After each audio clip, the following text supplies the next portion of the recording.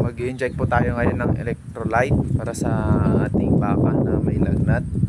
At ito po siya. Yan. Napansin ko lang po sa baka na to ay mahina po sa tropical country or yung summer at winter.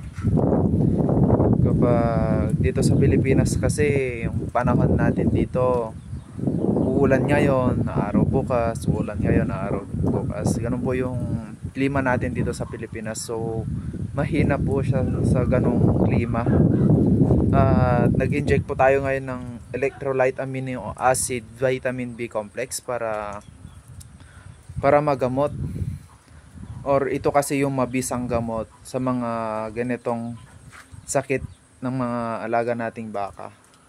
So yan, bali tinanggal namin yung tali niya para makapunta dito yung baka. Ito, makalilim siya dito.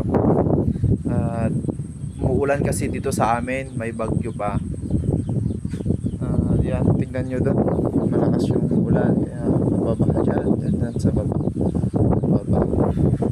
So hopefully maging maayos na yung pakiramdam ng baka namin. Within 3 days siguro okay na to.